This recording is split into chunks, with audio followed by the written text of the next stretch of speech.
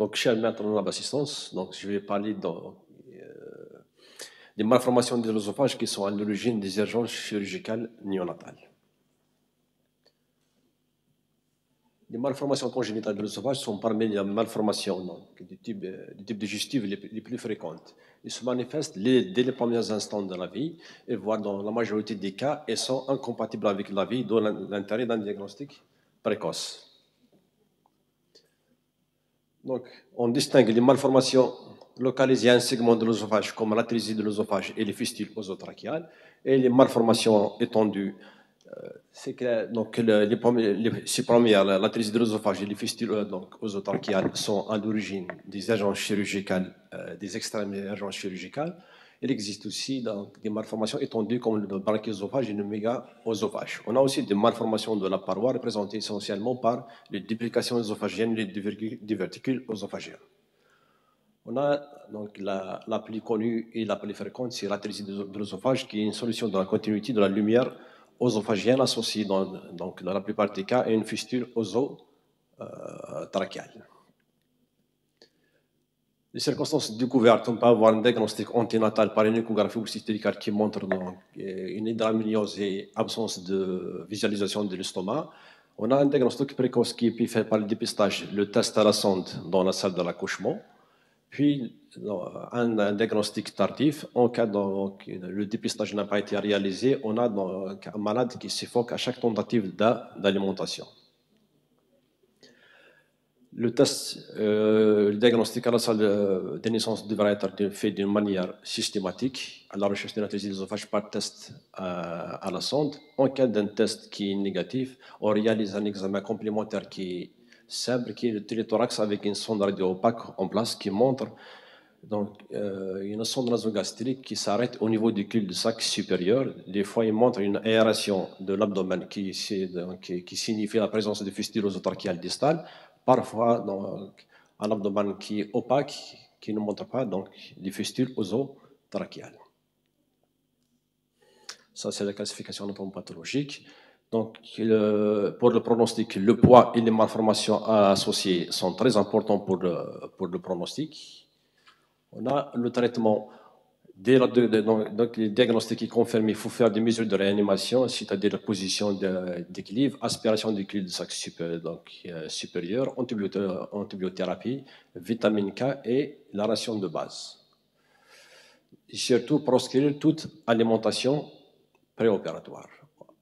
On a le traitement, donc le traitement définitif, il est chirurgical, il se fait par soit thoracotomie, actuellement il se fait aussi par thoracoscopie droite. Et ce qu'il faut réaliser, c'est la fermeture de fistule oesotrachiale s'il existe, avec une anastomose terminale de bout œsophagien. Maintenant, passons donc à la deuxième malformation qui est les fistules oesotrachiales congénitales sont caractérisées par une communication canalaire de petite taille donc, entre l'œsophage et la trachée. Du point de vue clinique, par rapport à ces formes, donc, ils sont souvent de localisation cervicale et rarement de localisation thoracique. Et le trajet fistuleux parle de l'arrière de l'œsophage vers la trachée. Le diagnostic, cliniquement, donc c'est un malade qui présente des suffocations à chaque tentative d'alimentation, des cyanoses de suffocation. Puis, du point de vue radiologique, il faut compléter par soit une opacification du tube digestif, un TOGD pour voir cette fistule, et surtout l'examen le plus fiable, c'est la bronchoscopie, donc, qui visualise donc, cet orifice de fistule. Le traitement, il est chirurgical. Il faut aller donc chercher cette fistule et la fermer des deux côtés, soit du côté œsophagien et du côté trachéal. Maintenant, on a les sténoses congénitales, elles sont un peu plus donc, rares et se localisent en général au niveau du tiers inférieur de l'œsophage. Donc, aussi, dans les symptômes cliniques, on les trouve souvent à l'exploration d'une bronchopneumopathie donc répétitive. Maintenant, donc, on a le premier cas clinique. Donc, c'est un nouveau-né âgé de 62 heures donc, qui présente une hypercialurie. Donc, on suspecte chez lui une atrésie de l'œsophage. Un téléthorax a été fait chez lui, donc avec une sonde en place. On voit le roulement donc de la sonde au niveau du quatrième, donc du cul-de-sac supérieur de l'œsophage au regard de la quatrième vertèbre dorsale, avec présence des images de pneumopathie. Donc le diagnostic est fait après des mesures de réanimation. Donc le patient a bénéficié d'une thoracotomie d'Arwat avec fermeture du fistule et anastomose terminale. Là, on voit l'opacification au 9e jour post-opératoire, qu'il n'y a pas d'extravasation de produits de contraste. Donc le malade, il est sortant chez lui. C'est un malade qui tète et donc, il ne présente pas de complications post-opératoires. Le deuxième cas clinique, c'est un patient donc, âgé de 4 mois qui présente des suffocations ou des cyanoses à chaque tentative d'alimentation. Donc là, on suspecte chez lui une fistule oesotrachéale. Donc la radiologie, on montre ici, donc, on voit une fistule oesotrachéale après opacification de l'œsophage, passage du produit de contraste dans la trachée, qui est confirmé, donc cet orifice est confirmé par la bronchoscopie. Le traitement c'est un traitement chirurgical, donc en coopération avec l'équipe d'ORL. Donc on a fait chez lui une cervicotomie, on a individualisé la fistule qu'on a fermée. Le malade est présent de bonnes suites post-opératoires. L'opacification post-opératoire ne montre pas de fistule.